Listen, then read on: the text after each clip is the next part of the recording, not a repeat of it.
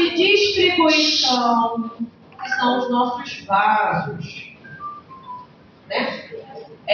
A bomba propulsora do coração tem como função gerar um gradiente de pressão, um gradiente pressórico, para impulsionar esse sangue pelos vasos. Então, a gente tem que ver na parte histológica como é que é a organização do coração, como é que é a organização desses vasos, porque ao longo do sistema nós estaremos trabalhando com diferentes pressões, diferentes funções, diferentes velocidades. Então, isso faz com que o formato do nosso vaso acabe se modificando, ok? A função geral desse sistema, vocês já sabem. Esse é um sistema cuja função é realizar transporte. Transporte de oxigênio e gás carbônico, transporte de nutrientes, transporte de produtos metabólicos, transporte também de hormônios, né? Então, esse é um sistema cuja função é realizar transporte de substâncias para que a gente tenha o funcionamento do nosso corpo. Essas são as principais substâncias que a gente precisa transportar. Agora, esse sistema também realiza, né, o transporte de hormônio, ele também consegue fazer a regulação da temperatura corporal. A gente vê isso quando a gente está num local muito frio, faz vasoconstrição desses vasos periféricos, a pele fica mais esbranquiçada, para que a gente consiga reter esse calor dentro do corpo, diminuindo a superfície de contato, ou quando a gente está num ambiente muito quente, que a gente faz vasodilatação desses vasos periféricos, esses vasos da pele, aumentando a superfície de contato e conseguindo fazer maior troca de temperatura com o meio. Okay?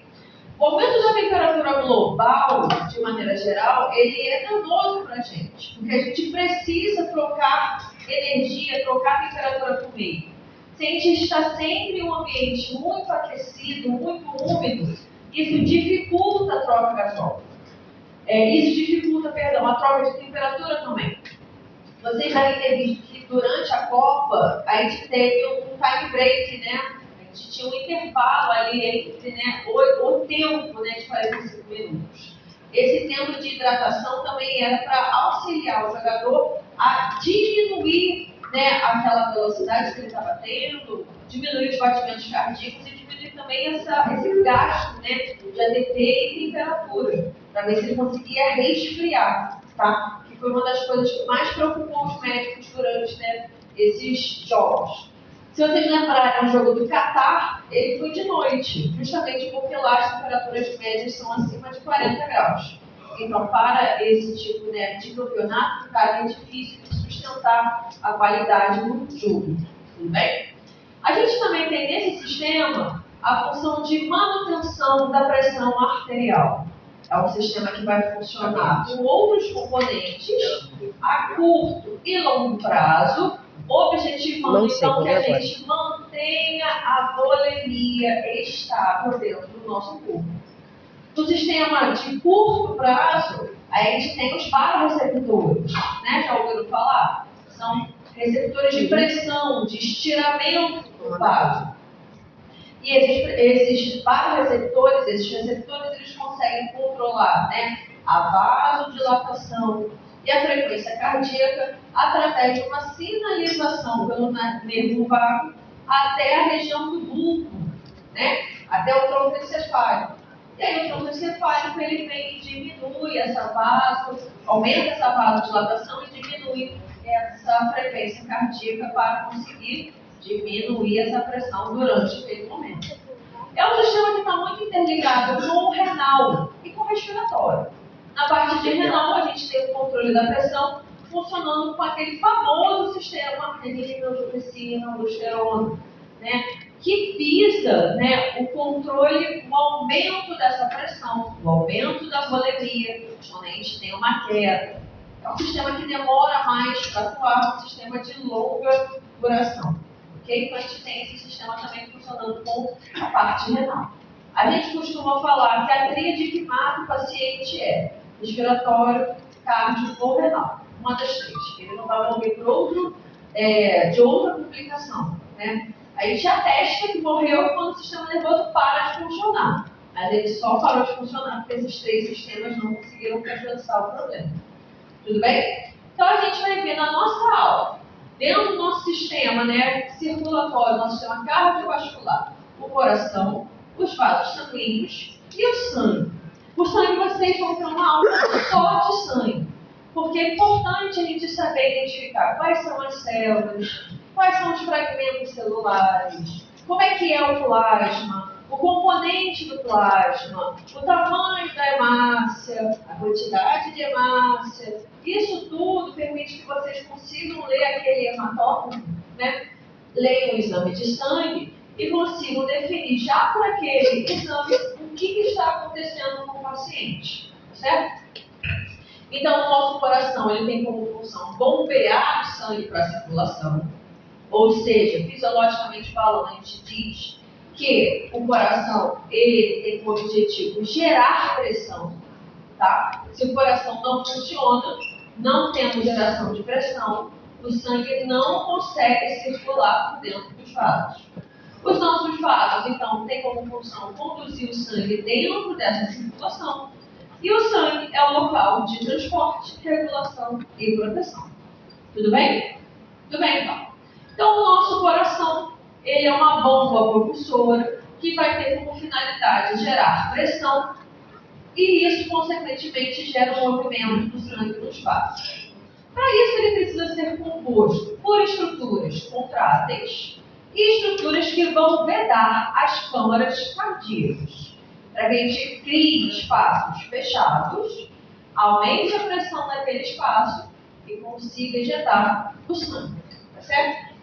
Anatomicamente, só para vocês relembrarem, o coração está localizado lá no mediastino, ele tem o ápice apontado para baixo, a base apontada mais cranialmente, então ele tem a forma de pirâmide ou de cone invertido.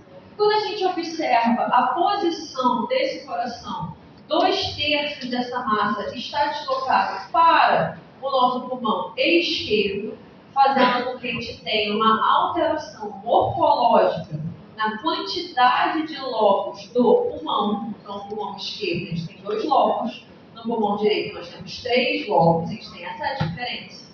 E anatomicamente a gente tem 3 faces e 4 margens do nosso coração.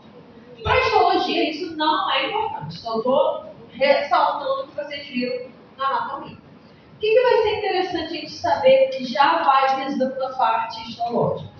A gente vai ter 2 câmaras atriais e 2 câmaras ventriculares, que vão acabar contraindo junto do que a gente chama de sincício.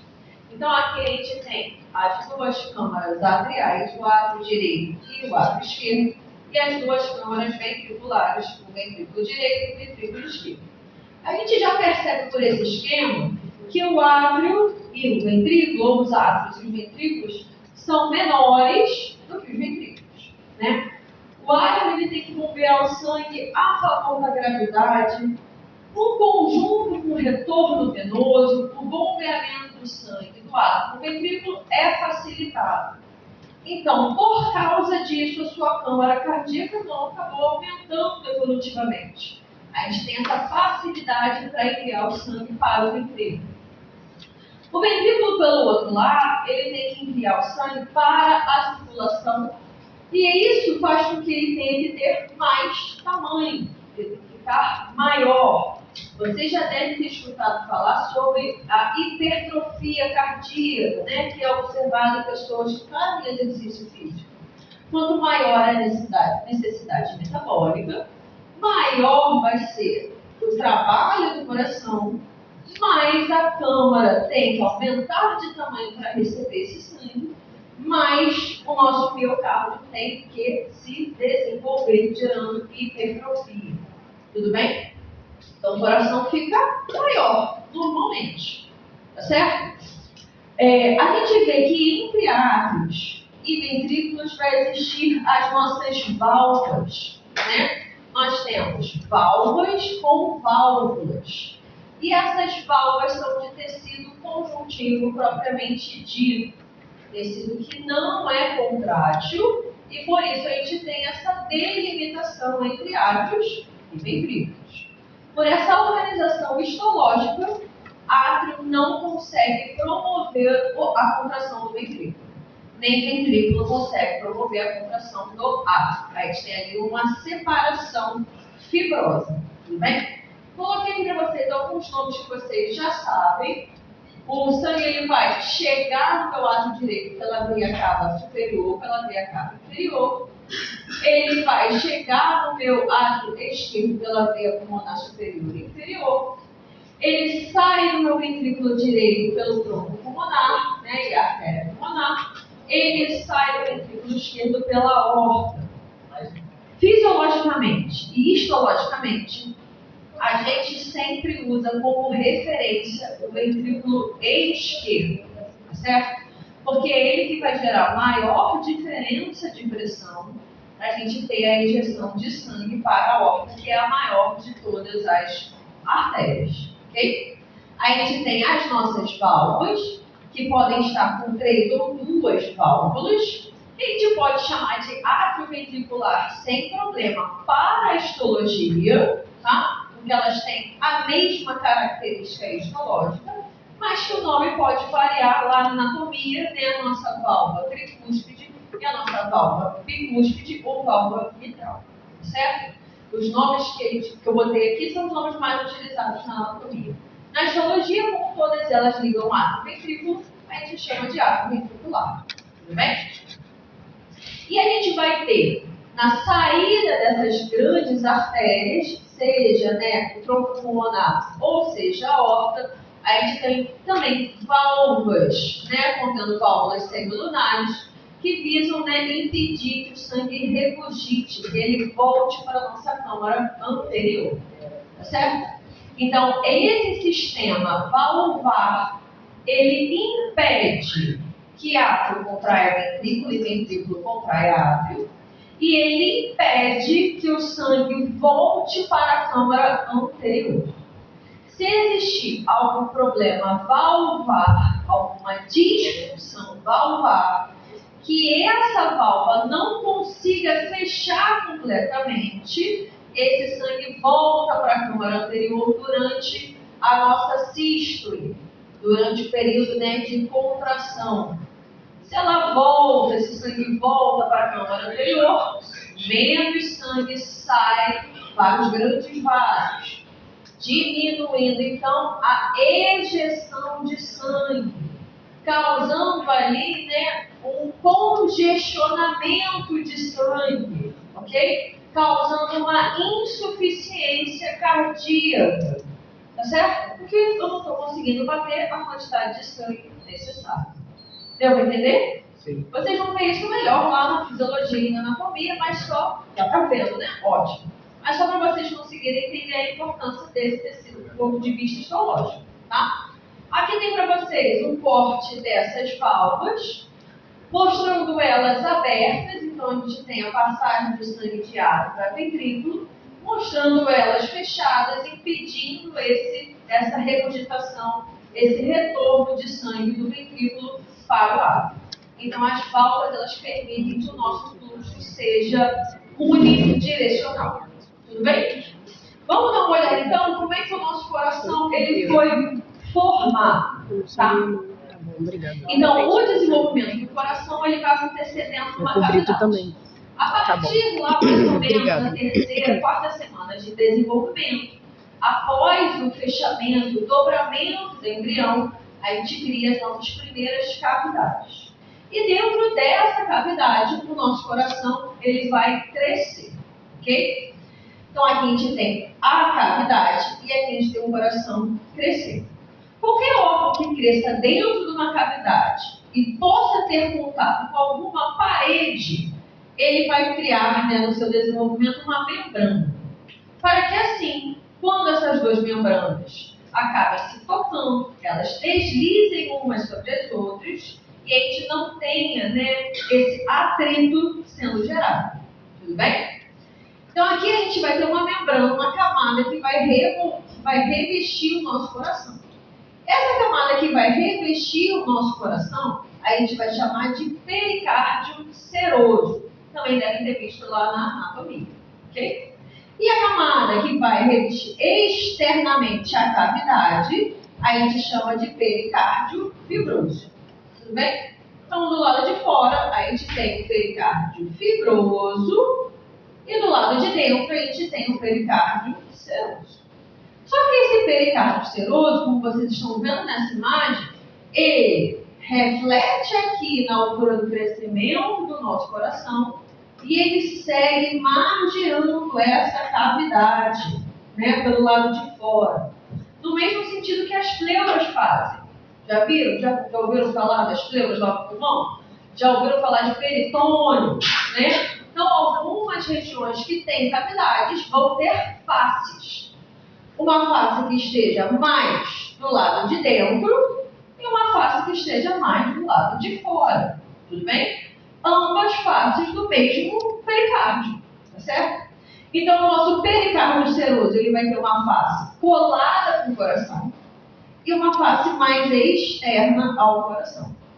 A face colada ao coração a gente chama de lâmina visceral, ok? A face que estiver mais distante do coração, em contato com o pericárdio fibroso, a gente chama de lâmina parietal. Tudo bem? Então aqui a gente tem o coração crescendo, com seu pericárdio seroso, lâmina visceral, que ele vai rebater aqui, né, nessa região de crescimento cardíaco. Ele vira a lâmina parietal do pericárdio seroso e entre essas duas lâminas a gente tem a cavidade pericárdica, ok? E do lado de fora a gente tem o pericárdio fibroso. Tudo bem? Para que serve isso? Essa cavidade do pericárdio, a cavidade pericárdica, ela é um espaço potencial. É um espaço que vai conter líquido e é um espaço que vai permitir que o coração aumente e diminua de tamanho, ok? Fazendo um movimento contrátil. Se por acaso a gente tiver alguma pericardite, alguma inflamação, ou das lâminas, né, ou dessa estrutura que está ali no meio, entre célula, entre sangue, nessa região da cavidade, eu aumento a pressão nessa cavidade e o coração ele não tem espaço para conseguir contrair. Tudo bem? Em choques mecânicos isso pode acontecer, por doenças, né, virais isso pode acontecer, por parasitas isso pode acontecer, então a gente tem diversas formas que podem afetar essa construção dos nossos pericárdios. Tudo bem? A parte mais externa, que é o pericárdio fibroso, ele é tecido conjuntivo e ele serve para delimitar o coração naquela área. Ele não pode crescer além desse limite, além desse espaço. Ele está compartilhando, né, o espaço com outras estruturas. Tudo bem? Então vamos ver essa região, né, aqui no nosso coração. Essa camada que eu estou tirando é o nosso pericárdio fibroso, maior aumento, para a gente ver essa organização. Do lado mais externo, em lilás, o nosso pericárdio fibroso, esse que foi retirado.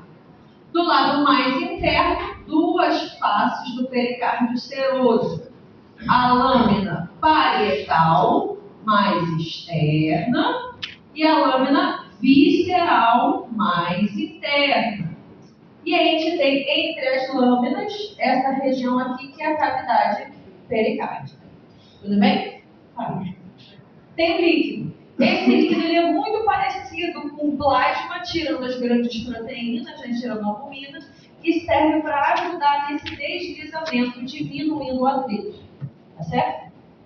Quando células vão para lá e migram para lá, quando tem extravasamento de proteínas para lá, irritação naquele local, então aquela região fica com mais atrito e aí começa a prejudicar o batimento cardíaco. Tá certo? Tudo bem? Dúvidas? Aqui é só uma outra imagem mostrando, né, como é que o coração se posiciona dentro dessa cavidade. Ok? Então vamos olhar aqui nas camadas histológicas, as camadas do coração. O pericárdio fibroso do lado de fora, o nosso pericárdio seroso a lâmina parietal, o nosso pericárdio seroso, a lâmina visceral, no meio, em azul, a nossa cavidade pericárdica. Certo? Tudo bem? Esses nomes que eu falei, eles são nomes da anatomia. Na histologia, para o nosso pericárdio seroso, a lâmina visceral desse pericárdio seroso, a gente chama de epicárdio. Tá certo? Então, somente a lâmina visceral do pericárdio seroso é o nosso epicárdio, que é essa daqui que está em amarelo. Tá certo? Então, o coração, histologicamente falando, ele vai conter 3 camadas. A camada que está aqui de fora, que é a cavidade, separa o coração para o lado de dentro. Então, a gente tem aqui o epicárdio, a região de miocárdio e a região de endocárdio. Tá certo? 3 camadas. Epicárdio, miocárdio, endocárdio. Endo de dentro, epi adjacente do lado de fora, e o epicárdio vocês podem reconhecer na anatomia como o nosso pericárdio visceroso, a lâmina visceral. Como o histologista tem preguiça, vocês vão perceber isso, em vez de a gente falar pericárdio seroso, lâmina visceral, a gente fala epicárdio, para substituir por uma palavra só. Tá certo? Tudo bem? Essas 3 regiões têm funções diferentes. E a gente vai ver agora sobre isso. Tá? A gente vai começar de fora, vai começar no epicárdio e vai entrar no coração, miocárdio e endocárdio. Então aqui a gente tem um outro corte do nosso coração. Nesse corte, a gente tem a parte mais externa e aqui a gente vai observar o nosso epicárdio. Tá? Eu botei aqui, ó, de propósito, né, para vocês fazerem essa associação com a anatomia.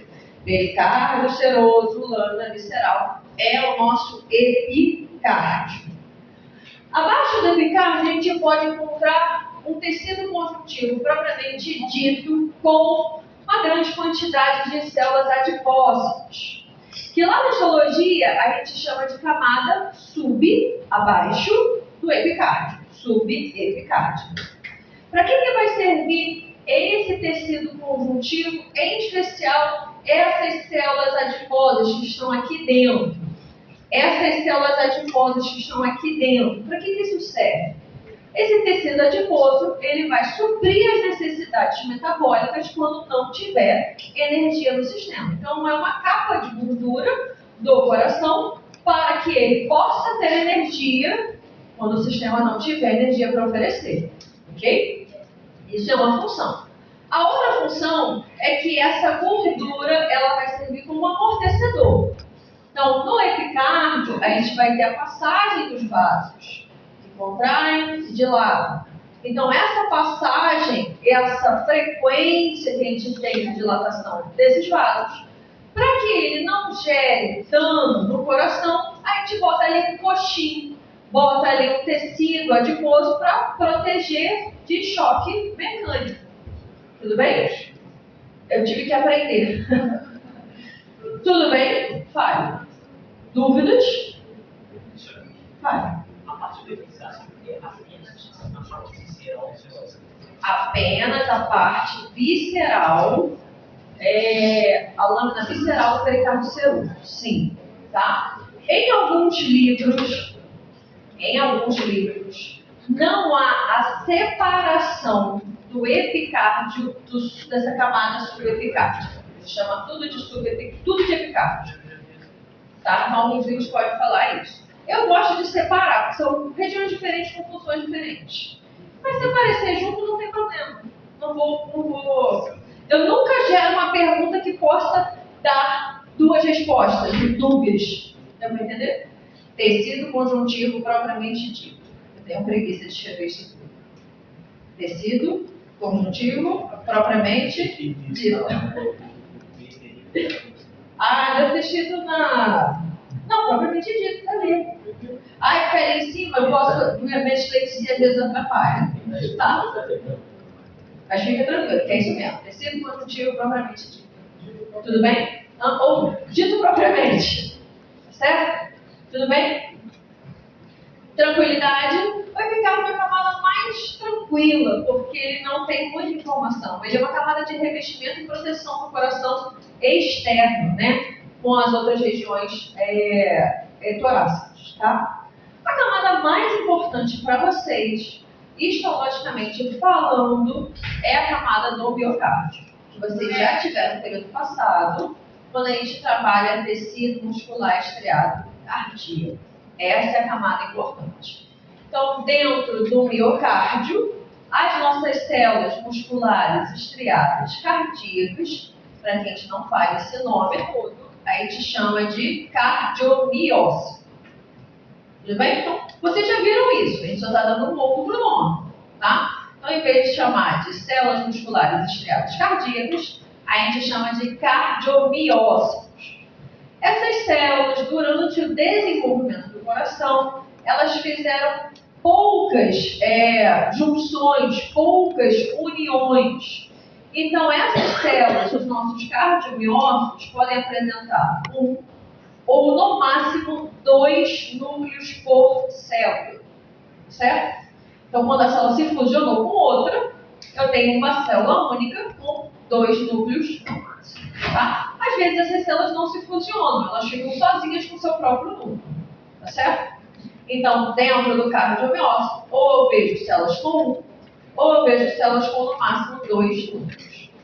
Esses núcleos, eles têm uma posição central, então eles estão bem no meio da célula, diferindo das células musculares, que têm um núcleo periférico. Tá certo? Essas células são curtas, se comparadas às células musculares, às esqueléticas musculares, porque elas são maiores, né? As estriadas esqueléticas. Elas são maiores porque foi a junção de várias células que deu origem, né, àquele tecido muscular estriado e esquelético. Aqui, pequenininho, porque 2 células no máximo se fusionaram, certo? Essas células, como observado aqui o tecido está em pé. O azul é a membrana, a membrana basal não, é a membrana desse tecido, tá? E o que a gente vê? Essa membrana aqui, que está em azul ou em verde, ela vai se invaginar. Essa invaginação, nesse tecido muscular, ela é curta, ela é pequena. Ela forma uma depressão. E essa depressãozinha aqui, como ela tem esse formato de letra T, a gente chama de túbulo T, tá? Esse túbulo T, ele vai estar associado com o retículo sarcoplasmático, que também é pequeno nessa célula. E aí esse retículo sarcoplasmático, ele meio que envolve esse túbulo T dessa forma. Eu não consigo separar 2 retículos. Eu tenho um retículo para cada túbulo T, tudo bem? Em vez de 2 para cada túbulo T. Como é um retículo para um túbulo T, essa estrutura a gente chama de díade. E é por causa dessa estrutura, dessa díade, desse retículo sarcoplasmático pequeno, que a maior parte do cálcio para sinalização e contração da célula vem de fora. Ele vem lá do líquido extracelular. E é por isso que a gente tem um controle do cálcio muito delicado na corrente sanguínea. Alterações na concentração de cálcio sérico causam modificações na contratilidade cardíaca. Tudo bem? Porque esse cálcio vem de fora. Certo? As estriações proteicas vocês já conhecem. A gente tem a retina, miosina, troponina, tropomiosina, né? As nossas proteínas contráteis. E a gente vai observar uma característica única desse tecido, que é a presença dos discos intercalares. Então, entre 2 cardiomiócitos, a gente vai apresentar um conjunto muito denso de proteínas. Essas proteínas podem ser conexinas, proteínas que vão ligar 2 células uma à outra, ou podem ser desmossomos, proteínas de ancoragem celular. Para que isso existe? As conexinas vão existir porque quando uma célula, um cardiomiócito, se despolarizar e contrair, Eu vou enviar essa sinalização para o cardiomiócito do lado. Deu para entender isso? Então, eu posso criar um sentido de despolarização e contração. Ok? Começa num lugar, eu vou despolarizar as células ao redor, que estão ligadas com as células ao redor, que estão ligadas com as células ao redor, e isso vai promover uma sequência de disparo de potencial de ação e contração. Por isso que átrios contraem antes, ventrículos contraem depois. A gente tem um caminho para fazer isso graças às nossas conexinas, que estão em grande quantidade. Só que essa contração do músculo ela é tão vigorosa, ela é tão forte, que se eu não tiver essas proteínas de adesão entre as células, quando o cardiomiócito contrair, e ele contrai para dentro, a gente vai soltar os cardiomiócitos entre si. E aí o coração ele perde a funcionalidade. Então, para que isso não aconteça, ao longo da evolução, a gente foi adicionando 10 mossomos, proteínas de adesão, entre os cardiomiócitos. E aí, quando o cardiomiócito contrai, ele puxa o que está logo na sequência. E isso facilita, então, esse movimento rítmico de contração. Tudo bem? Tranquilo? Fala. Extracelular. Ele fica ou dentro do retículo sarcoplasmático ou extracelular. Mas ele depois desse sistema terminal de retículo. O cálcio que está no líquido extracelular, ele serve como sinalizador para abrir o canal do retículo sarcoplasmático e liberar o cálcio que está ali dentro. É um processo que a gente chama que é cálcio dependente. Então, a gente tem uma sinalização, né, por ligante. O ligante é o cálcio, abre o canal de cálcio do retículo. Dentro do retículo tem cálcio e ele sai por diferença de concentração, indo lá para o nosso sarcoma. Tudo bem? Então, é cálcio dependente. Tudo bem? Deu para entender? Então, é um tipo de canal ligante dependente, como vocês viram lá no metabolismo. Tudo bem? E o ligante aqui é o cálcio, que veio do líquido extracelular. Deu para entender? Tudo bem? Então, não é fisiologia. Mas deixa eu ver se eu tenho alguma coisa aqui. Acho que tem. Acho que eu posso. Não, eu não tenho porque é fisiologia isso.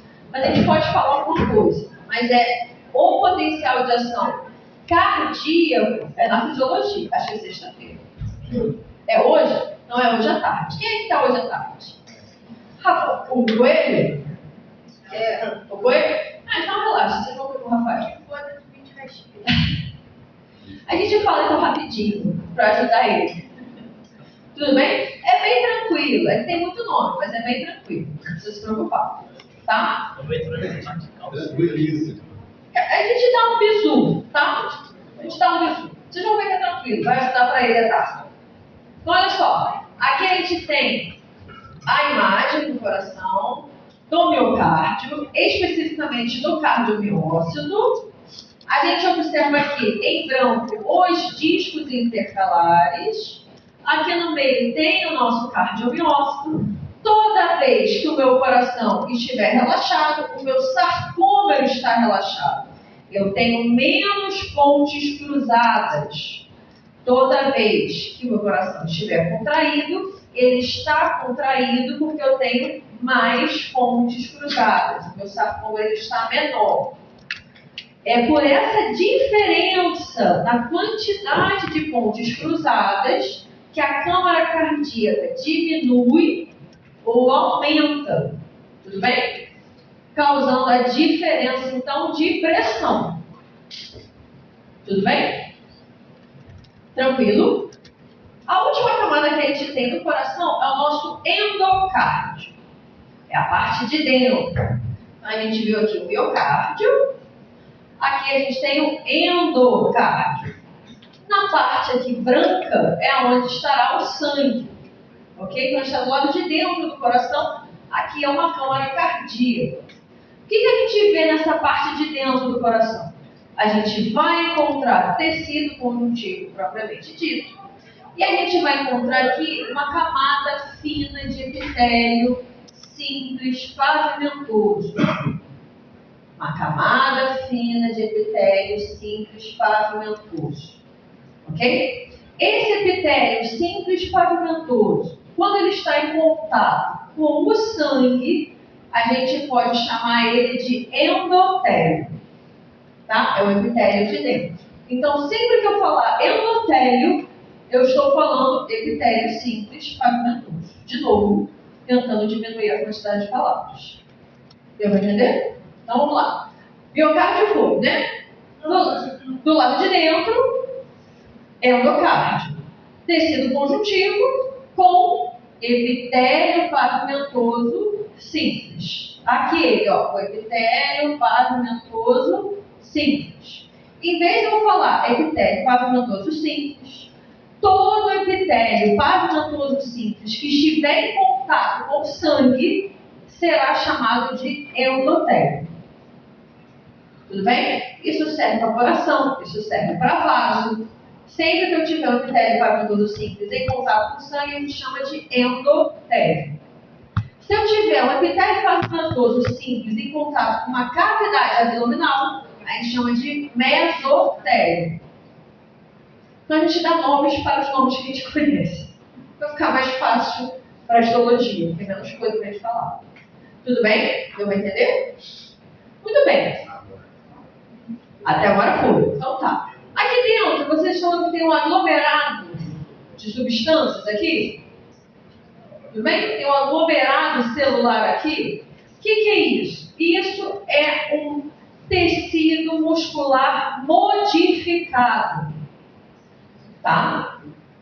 O que está aqui em azul eu separei miocárdio de endocárdio. É isso aqui, ó, que está aqui, essa bolinha que está aqui, que está em maior aumento aqui, ó. Tudo bem? Isso aqui é tecido muscular modificado. Esse tecido muscular modificado, ele vai ajudar na contratilidade, na condução do sinal. Aí a gente chama ele de fibra de Purkinje. Existe nos livros de fisiologia, erradamente, a atribuição dessas fibras para fibras nervosas. Como se fosse nervo, como se fosse célula nervosa. Só que o nosso coração ele é formado de mesoderma. Mesoderma não gera fibra nervosa, não gera tecido nervoso. Então aqui a gente tem um músculo modificado que ele vai fazer essa condução elétrica do nosso coração. Tudo bem? Isso é importante, a gente tirar essa ideia de que é tecido nervoso, porque no livro de fisiologia aparece que quem faz a fisiologia, quem escreve o livro de fisiologia, não é o histologista. Então, muitas vezes vem com o conceito errado. Ah, essa célula está passando formação elétrica, então ela é nervosa. Não é assim que funciona. Fala. O Guyton está descrito como células especializadas em condução. Ótimo. Já mudou. Porque os mais antigos botam lá. Inervação é de nervo. Então está errado. Entendeu? Tudo bem?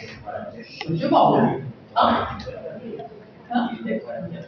Não, mas isso é bom, né? Porque aí ele tá vendo que tá ali mesmo escrito. Você é vagabundo, parada. Isso, elas são especializadas em conduzir o sinal elétrico. Elas não são especializadas em contrair. Tudo bem? Posso dizer que ela constitui frente de lixo. Aí a gente entra na parte de condução, ó, excitação, né, ou condução intrínseca do coração. Então essas células, elas estão ali na região do endocárdio? Estão. Elas estão em mais outras regiões? Sim. Elas estão no nó sinoatrial, elas estão no nó atrioventricular, elas estão no feixe de His e elas constituem a última parte, que são as fibras de Purkinje. Então a gente tem uma excitação intrínseca, uma condução intrínseca, que se baseia em nó sinoatrial, lá na cabecinha, né, no começo do nosso átrio, onde chegam os vasos, nó sinoatrial. Esse nó sinoatrial vai enviar esse impulso elétrico para o átrio ventricular, para uma região, né, para um conjunto de feixes internodais. Desse nó atrioventricular, a gente desce para o septo ventricular direito e esquerdo, gerando, né, o feixe de rins, ou feixe direito e esquerdo.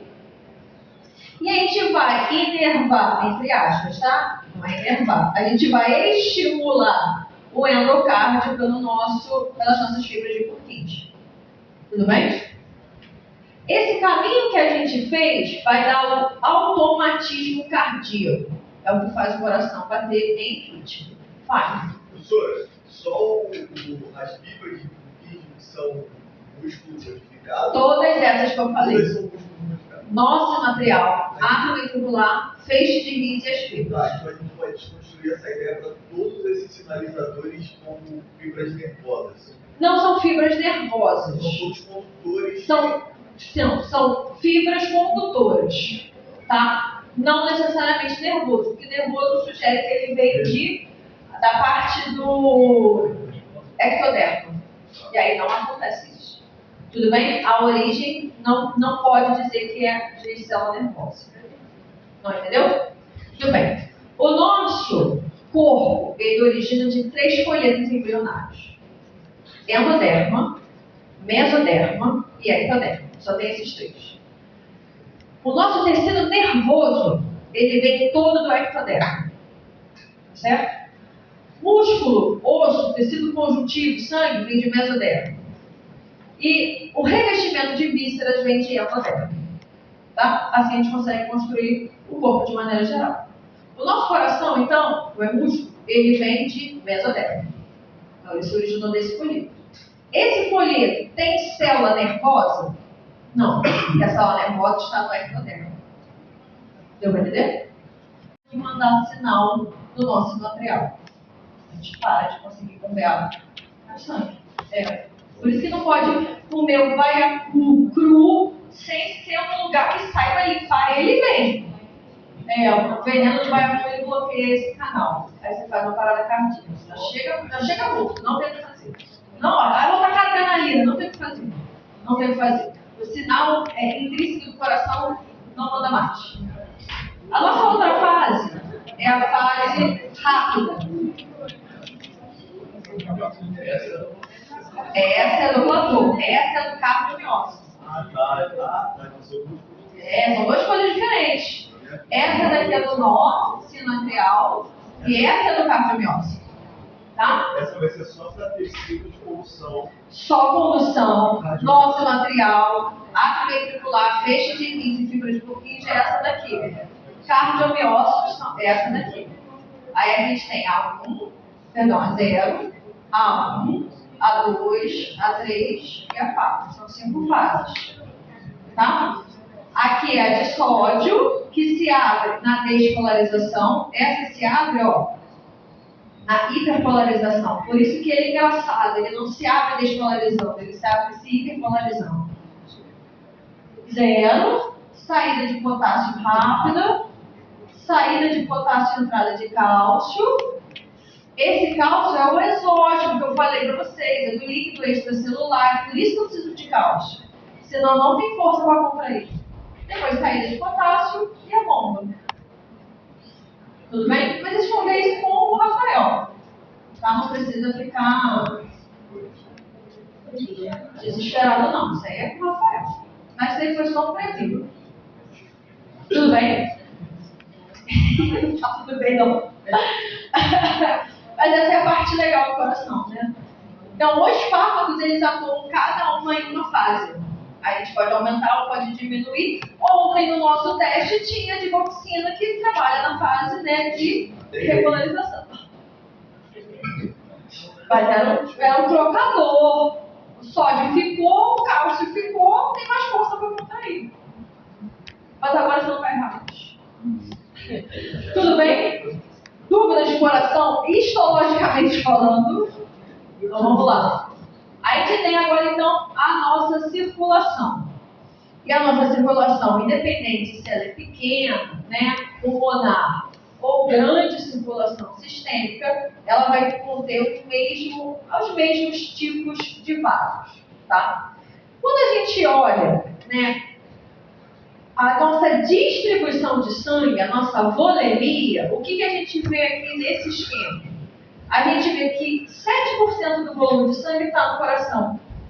A gente vê, né, que 84, eu acho, por cento está na circulação sistêmica, tá? Elásticos. Tá certo? Na nossa túnica adventícia, basicamente a gente vai encontrar tecido conjuntivo, frouxo, com colágeno, fibras elásticas, mas não em grande quantidade assim. E a gente vai encontrar o vaso dos vasos, que a gente chama de vasa-vasura. Tudo bem? Então, esses vasos que têm um calibre muito grande, eles são muito extensos, né? Eles precisam receber a nutrição pelo sangue. Só que o sangue que passa no lúmen do vaso, se eu estiver falando da aorta, é o sangue que passa em alta velocidade. Não dá tempo de eu pegar o nutriente que está ali e colocar e distribuir para dentro dessas túnicas. Então, esses vasos têm que ser nutridos por capilares. Os capilares dos vasos. E esses capilares, eles chegam para nutrir essas estruturas pela túnica adventícia, pela vasa-vasura. Deu para entender? Então, o sangue que está dentro do lúmen, ele não vai servir para nutrir o vaso. O vaso só serve para conduzir esse sangue. A nutrição tem que vir por um capilar. Sempre. Tudo bem? Beleza. Por que o nosso endotélio, nosso epitélio pavimatoso simples, ele é importante? Porque essa estrutura vai criar uma separação do lúmen do vaso com o tecido conjuntivo que está adjacente. Eu vou delimitar. Tá? Então, meu vaso tem sangue e abaixo do endotélio tem tecido conjuntivo. Que a gente viu. Tudo bem? Então, eu crio uma barreira. Por que eu preciso criar essa barreira? Porque uma das formas de promover a coagulação sanguínea é quando essa barreira perde a sua integridade. E aí o tecido conjuntivo que está adjacente extravasa para dentro do vaso. Então, em lesões que a gente tenha esse rompimento do endotélio, o tecido conjuntivo chega no vaso e é ele que começa a coagulação sanguínea. Tudo bem? É um processo de coagulação extrínseco.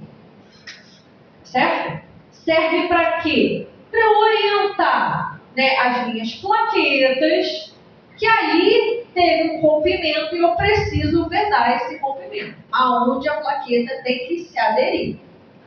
Tudo bem?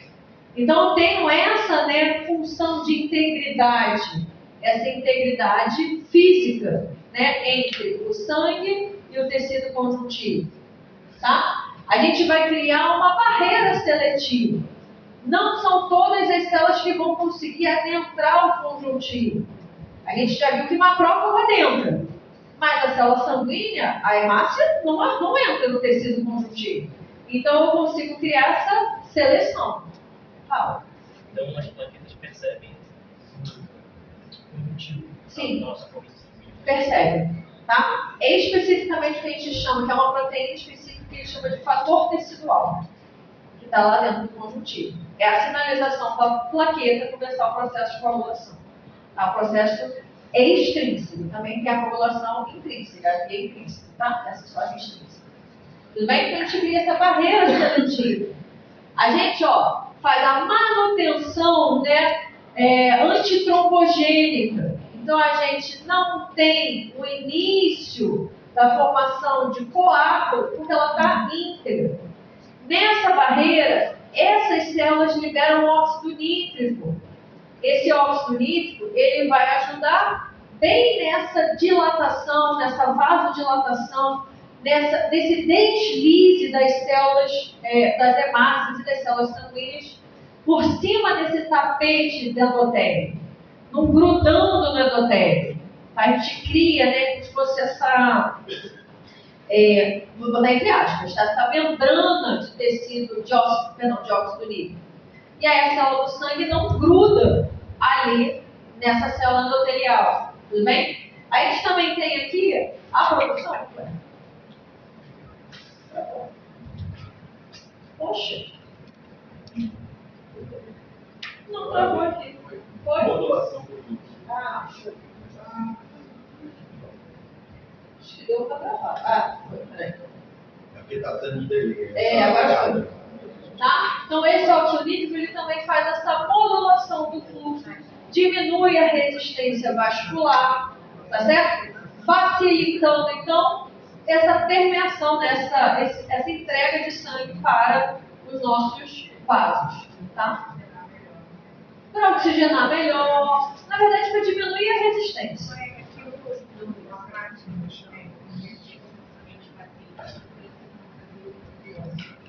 Sim.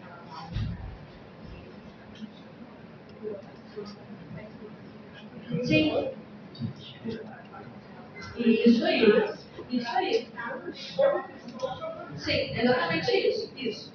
Ele vai modular, ele faz vasodilatação por uma via que é utilizada a célula endotelial, que a gente pode usar fora também, né, promovendo a vasodilatação pela atividade muscular, né, mas se não está responsivo ali, o óxido nítrico dentro do sangue, ele faz essa vasodilatação e ajuda nessa permeabilidade dos capilares. E aí a pessoa consegue, de alguma forma, aumentar a oxigenação. Tá? Vai. Os baroreceptores, eles estão localizados no endotélio, na região do seio carotídeo. É uma região específica na saída da aorta. Tá? Saiu da aorta, né, o arco aórtico no seio carotídeo, a gente tem células modificadas. E aí, sempre que tiver o estiramento, por mais estirado o vaso, ela começa a disparar sinal. Tudo bem? Isso aí vocês também vão ver na fisiologia, tá? Foi? Eu não acho não, mas tudo bem. É que a fisiologia tem mais assim... Tem mais lógica, a fisiologia tem mais lógica. Na fisiologia, às vezes, a gente tem que decorar. Né? Tem razão. No momento, tá? Quando chegar em renal, não tem menos nome, não. Vamos lá, então. As nossas artérias vão ser divididas em 3. A gente tem a artéria de grande calibre, ou artérias elásticas, a artéria de médio calibre, ou artérias musculares, e as artérias de pequeno calibre, que podem ser chamadas também de arteríolas. A diferença das artérias de pequeno calibre para arteríolas é que as arteríolas vão conter um esfíncter contrátil de músculo, tá? E as artérias de pequeno calibre, às vezes, não contêm esse esfíncter contrátil, tá? De músculo, tá certo? Aí a gente vai começar, então, pela elástica, tá? A nossa artéria... Fala. Só a arteríola que não possui esse esfíncter. A arteríola tem. A de pequeno calibre, não, tá? A arteríola tem esfíncter. Porque a ordem é assim: artéria de grande, artéria de médio, artéria de pequeno, arteríola, meta-arteríola. Essa é a ordem total.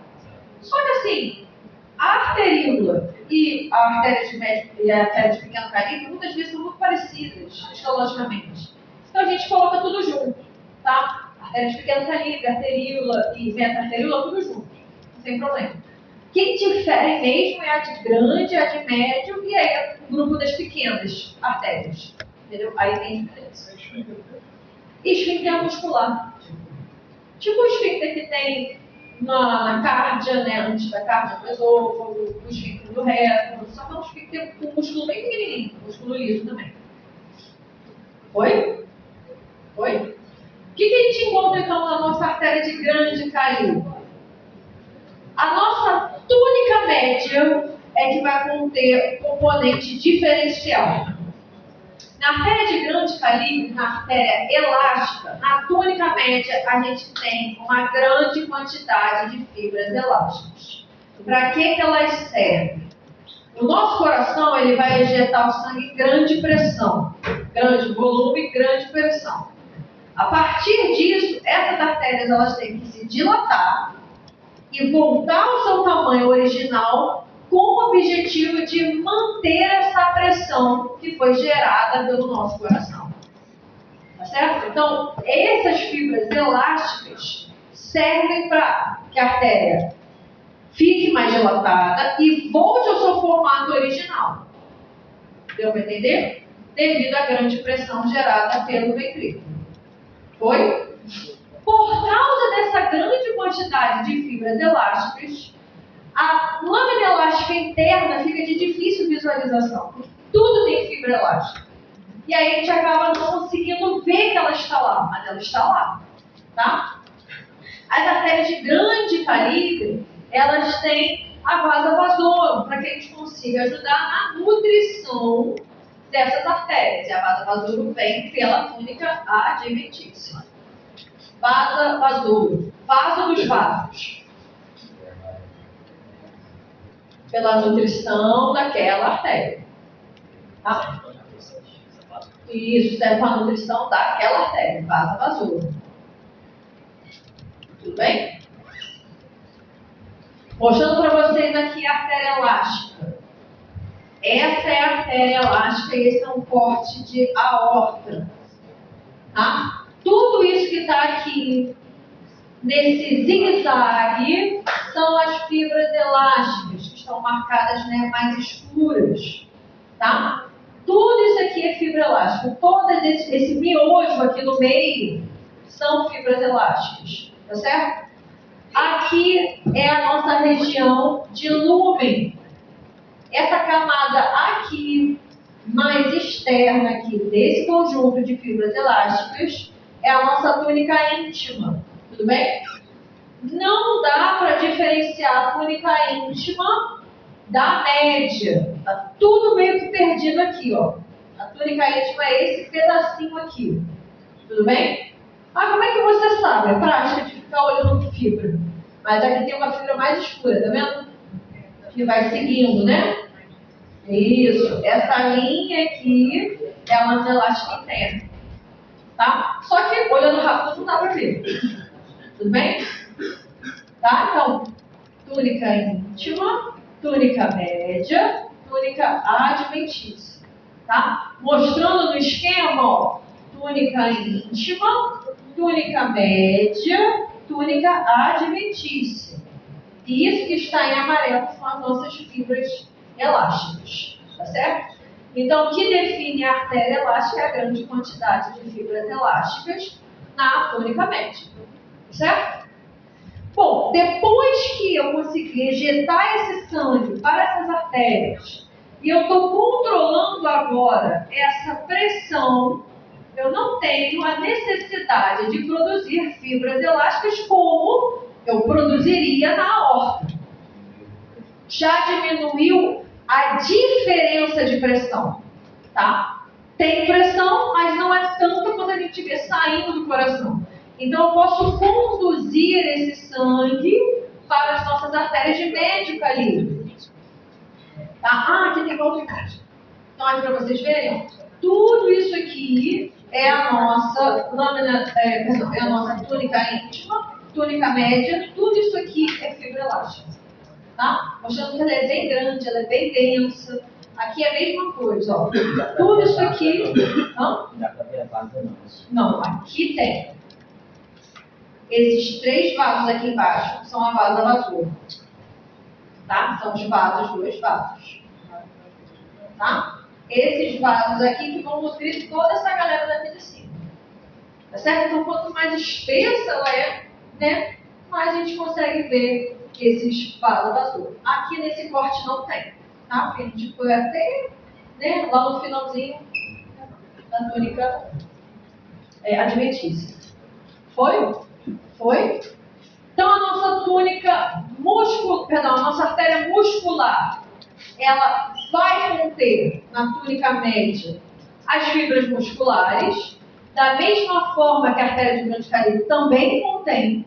Só que nessa artéria, a quantidade de fibras elásticas é muito menor. Tá? Então, eu vou ter ali as fibras fibras elásticas nessa túnica média estão escassas. Ou em pouca quantidade de fibras elásticas, muita quantidade de fibras elásticas na túnica média. Como aqui tem poucas fibras elásticas, eu já consigo ver a lâmina elástica interna, nada está me atrapalhando a observá-la, tá? E aqui, como esse fluxo já está mais lentificado, já está laminar, a gente tem uma menor quantidade de vaso-vasouro se comparado, né, à nossa artéria de grande calibre. Tá certo? Tudo bem? Mostrando para vocês aqui, ó. Essa dá para ver legal. A lâmina elástica interna, né? Aqui, esse pedaço é a túnica íntima, esse pedaço é a túnica média, e aqui a gente tem a adventícia. São artérias de menor calibre anatomicamente, que o calibre é da anatomia. As túnicas são da histologia, tá? Aí a gente vê aqui, ó, a túnica íntima, a túnica média, tá? Tem menos fibras elásticas, tá? A lâmina elástica externa e aqui a nossa região da adventícia. Tudo bem?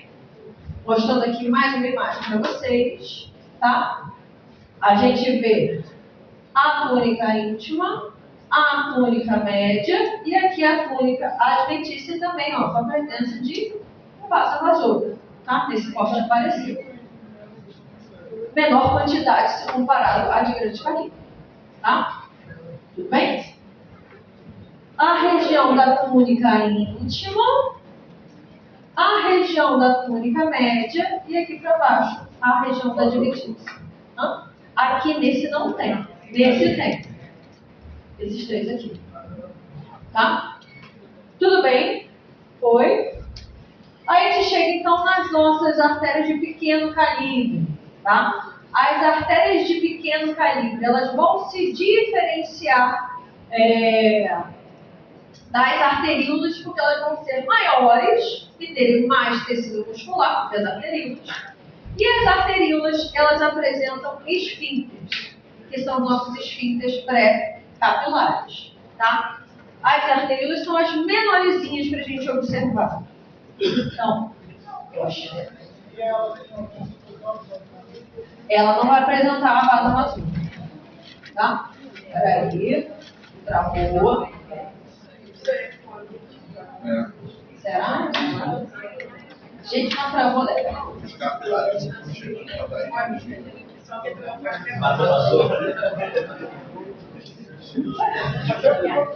Mudou tudo.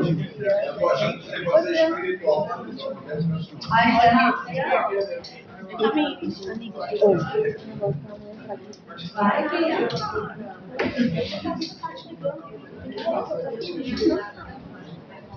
Olha, vocês.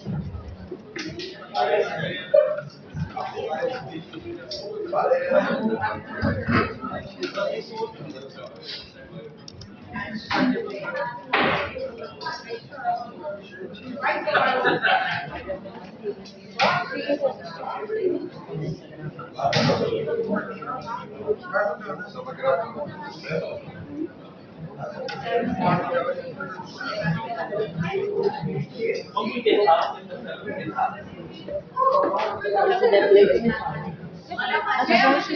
Querem fazer intervalo rapidinho? Calibre. Aqui a gente tem arteríola, tá? Fazendo esse caminho.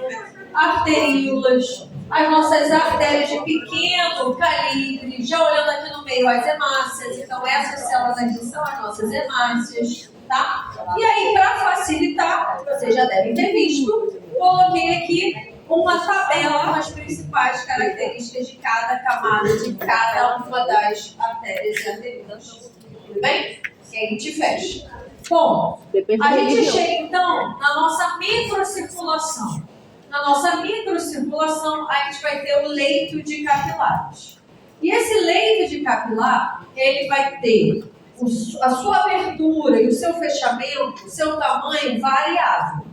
Se a gente tivesse que usar a mesma quantidade de sangue para todas as áreas do nosso corpo ao mesmo tempo, a gente não conseguiria ter somente 4, 5 litros de sangue, a gente teria que ter muito mais.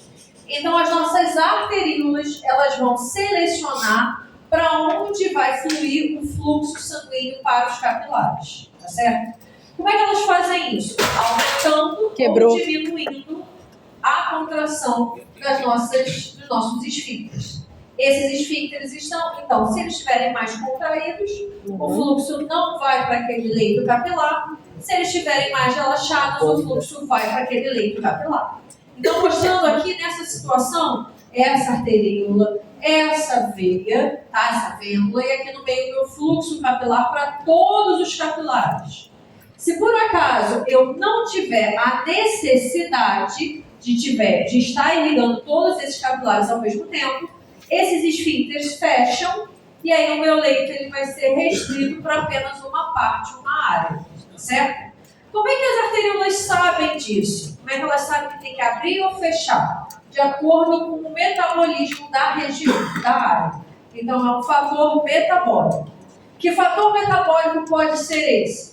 Pode ser o aumento do gás carbônico nessa circulação, nessa área, o aumento do ADP nessa área, o aumento da produção de ácido lático nessa área. Então, qualquer fator que indique que o meu metabolismo está aumentado vai favorecer a abertura desses esfíncteres capilares, aumentando, então, a vascularização daquela região. Como é que a gente vê isso de maneira mais simples? Se a gente estiver fazendo exercício físico, o músculo estriado esquelético das nossas pernas, se ele estiver correndo, ele vai consumir mais oxigênio, vai produzir mais gás carbônico, vai produzir mais lactato, vai produzir mais ADP, porque ele consumiu o ATP. E todos esses fatores são moléculas sinalizadoras para esses esfíncteres se abrirem.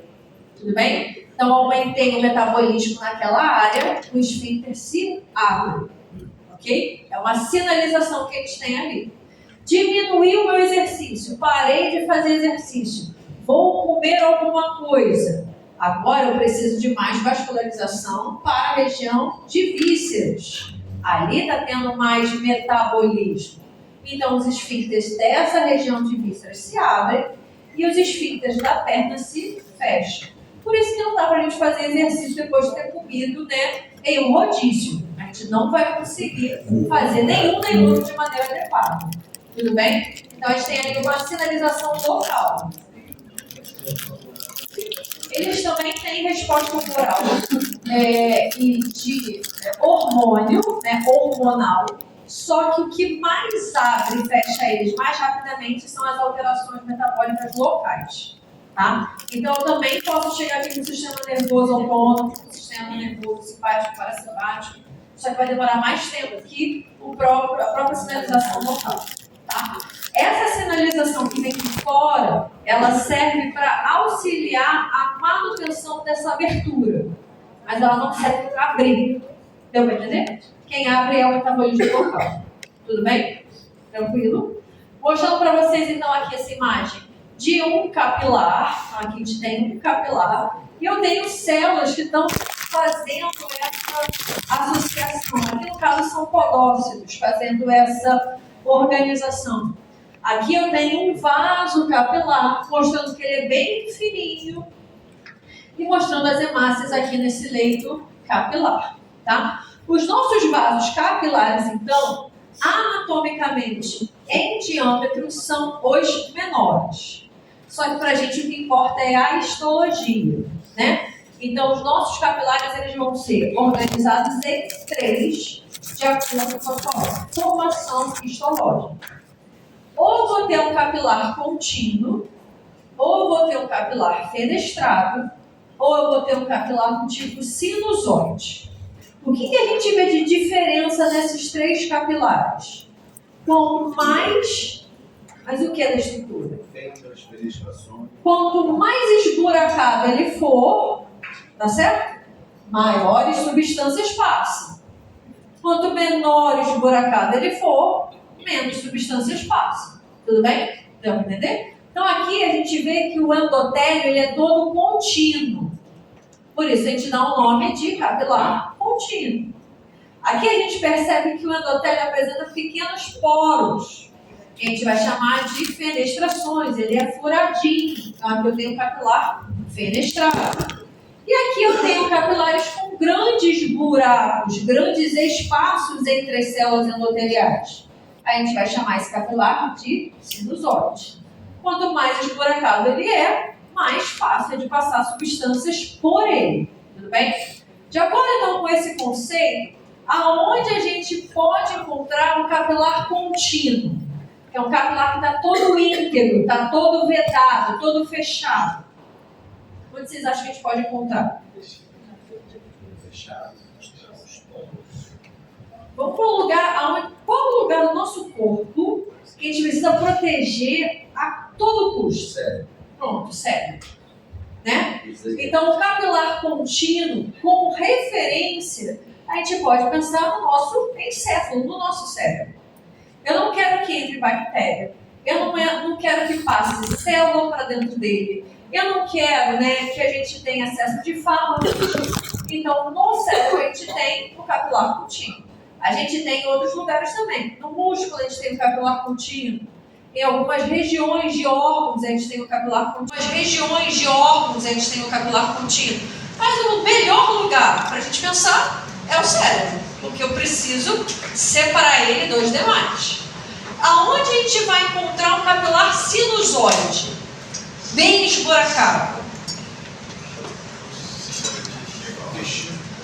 Se a gente pensar no sistema digestivo, no intestino, que tem micro-organismos, o micro-organismo vai entrar.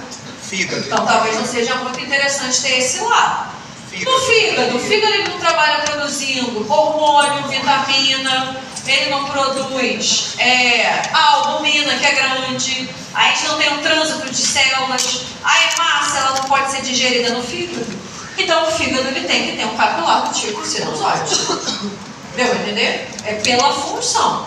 Outro lugar que a gente também pode encontrar o capilar sinusoide é lá dentro da medula óssea, porque eu estou produzindo células sanguíneas e eu preciso facilitar a entrada dessas células no sangue.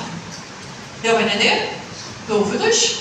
E aonde eu vou encontrar um capilar fenestrado? Aí é complicado. No rim, meio. Aonde? No rim, mais na porção lá perto. Que a gente viu ontem. O néfron é a estrutura toda. Ah, sim, lá em cima, no glomero. O glomero. No glomero, a gente tem o capilar fenestrado. Por quê? Os rins, a gente vai ver ao longo, né, desse período, eles servem como uma unidade, né, filtradora. A filtragem de sangue acontece no glomero. E ela vai acontecer por peso e por, tamanho. Eu não quero que uma hemácia passe. A hemácia tem que ficar na corrente sanguínea. A hemácia não passa pelo capilar fenestrado. Mas eu quero que o sódio passe. Porque se eu tiver muito sódio lá dentro da corrente sanguínea, eu quero jogar esse sódio fora. O sódio tem que passar. Eu quero jogar fora ureia, eu quero jogar fora creatinina. Tem certas proteínas e estruturas que tem que passar. A albumina não pode passar. Se a albumina passar, a volemia do cardiovascular despenca. Né? Despenca com a volemia de lá. Então eu tenho que ter o capilar no meio termo. Se ele for contínuo, nada passa. Se ele for sinusoide, tudo passa. Então a gente tem um capilar fenestrado que ele está no meio desses dois tipos. Tudo bem? Muscular seria contínuo. Oi? Muscular? Muscular é contínuo também. Tá? Tranquilo? Então aqui para vocês verem. A gente vai usar lá na parte de renal a permeabilidade referente sempre à água. Então a água tem permeabilidade de 1. A gente vê que o sódio ele tem quase a mesma permeabilidade da água. A gente vê, né, que a ureia tem quase a mesma permeabilidade da água. Olha só que interessante. A glicose também é bastante permeável. Então a glicose ela é filtrada pelos glomérulos renais. Só que se eu perder glicose, eu não tenho como alimentar as minhas células. Então ela vai ser reabsorvida também. Tá? Algumas proteínas têm uma permeabilidade menor. A hemoglobina, ó, pouquíssimo permeável por esse tipo de capilar. E a albumina, ó, nem se fala, a albumina ela não vai passar nada, tá? Em um capilar fenestrado que esteja íntegro, né? Que esteja funcionando normal, tá? Mostrando aqui para vocês, né, imagens do rim. Aqui é o glomérulo renal, a gente vai ver isso mais pra frente. E aqui a gente tem uma área de um capilar sinusoide do fígado. Todos esses buraquinhos, então, são as nossas fendas, né? São os nossos buracos desse capilar sinusoide, tá certo? Dúvidas? Show de bola. Capilar é bem tranquilo. Coloquei para vocês também aqui essa tabela com as principais características de cada capilar. Saber o local anatomicamente te ajuda, porque você vai conseguir raciocinar qual o capilar que a gente encontra lá. No tecido muscular, então, se eu tiver um capilar sinusoide, as proteínas vão sair pelo capilar. Não é interessante. Então, eu preciso ter um capilar que segure as estruturas ali. Tecido conjuntivo, a mesma coisa. Se eu tiver o extravasamento de albumina para dentro do tecido conjuntivo, eu formo edema. Então, não é para sair. Tá certo? Então, glândulas exócrinas, a mesma coisa. A gente vai alterar aquele produto de secreção se a gente tiver esse tipo de capilar. E o tecido nervoso, né, é o melhor lugar para a gente pensar na função desse capilar contínuo. O capilar fenestrado, então, ele vai ser encontrado no rim. Ele vai ser encontrado em algumas porções do intestino, porque aí facilita o trânsito de grandes proteínas, tá? A gente tem locais que vão conseguir vedar o trânsito de certas substâncias com o auxílio do sistema imune. A gente chama, né, de placas de Peyer, ok? Que aí eu não vou fazer o transporte desses micro-organismos para a circulação. E o nosso, né, dentro do rim, o nosso glomérulo renal especificamente. E aqui o sinusoide no fígado e nos órgãos hematopoéticos, como o exemplo que a gente usou, a medula óssea. Tudo bem? Tranquilo? Por fim, a gente entra nas nossas veias.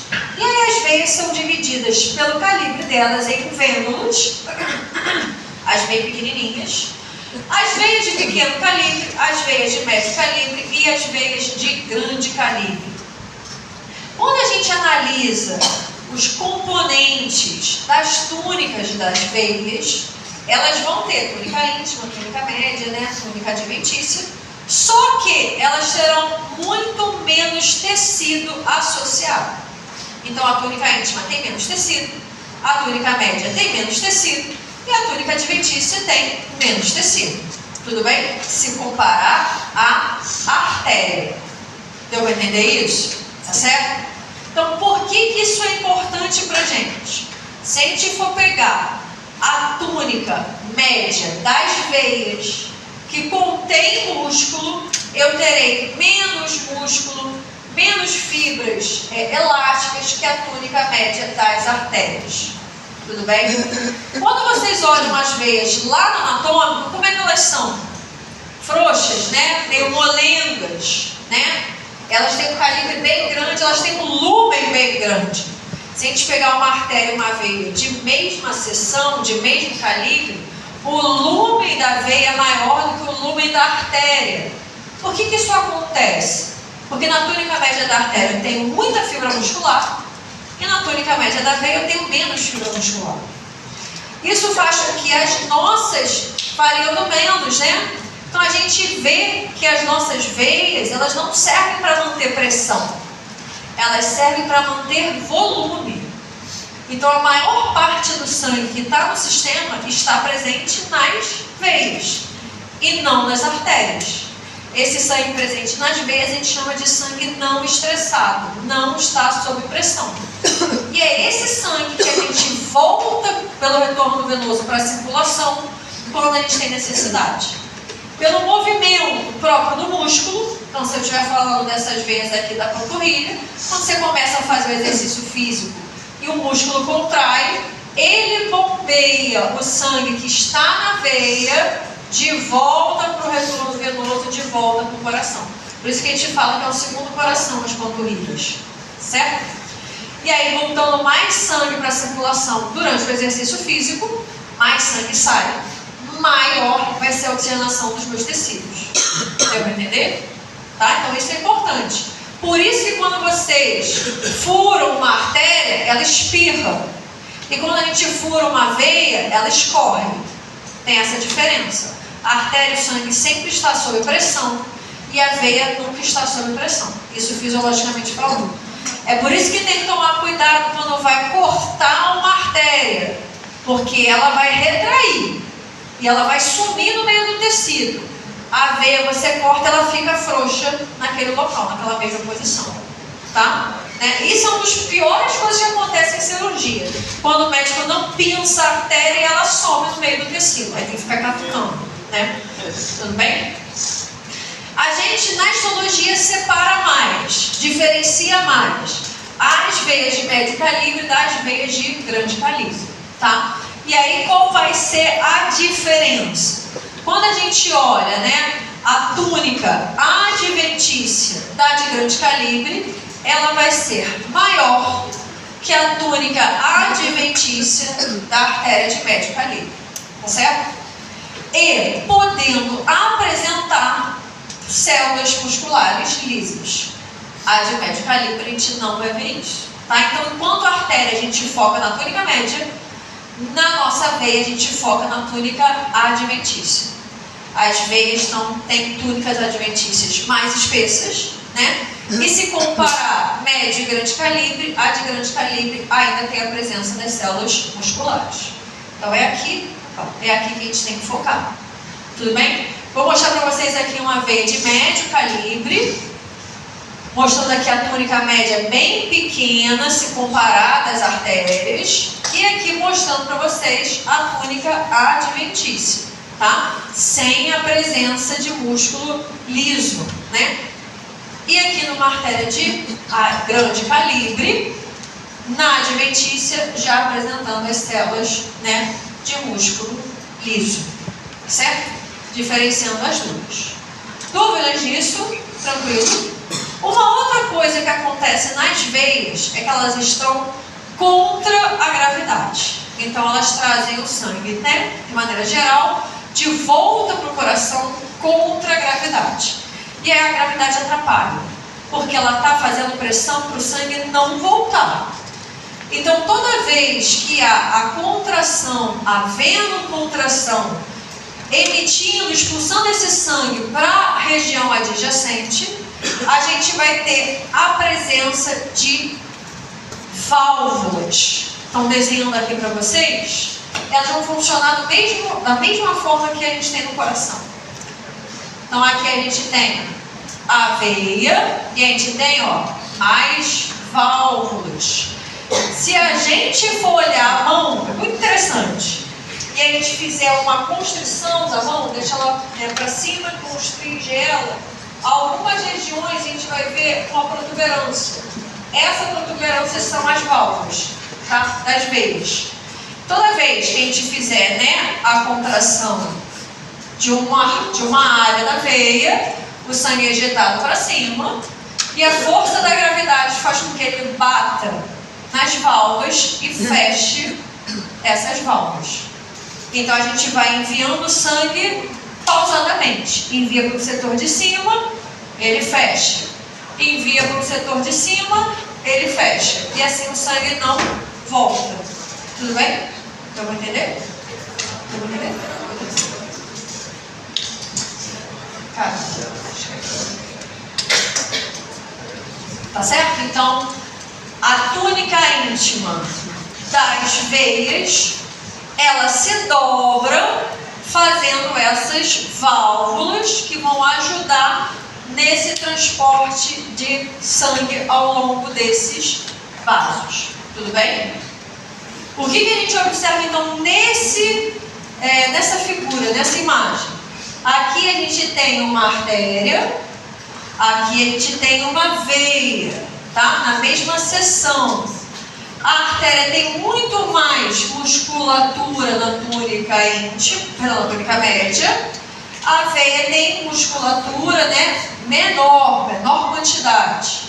Por isso, o lúmen da nossa veia, ele geralmente é maior e ele não tem esse formato circular perfeito. Eu não tenho resistência aqui. E aí eu fico com esse lumen um pouco maior, tá? E frouxo. Aqui a gente tem, ó, os capilares, mostrando, né, diferentes capilares.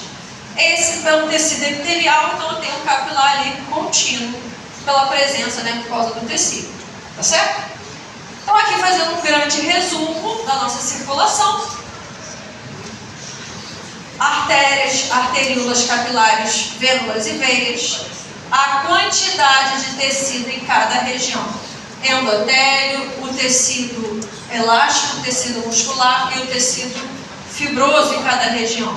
Mostrando a arteríola aqui com grande quantidade de músculo, porque ela tem a região de esfíncter. Mostrando que o capilar ele não tem essas estruturas adjacentes. Eu só tenho endotélio. Mostrando que a vênula, as veias, elas vão ter o tecido da adventícia e vão ter a presença de músculo, mas se comparar o músculo da veia com o músculo da artéria, tem menos músculo na veia, mais músculo na artéria, fazendo essa correlação, tá?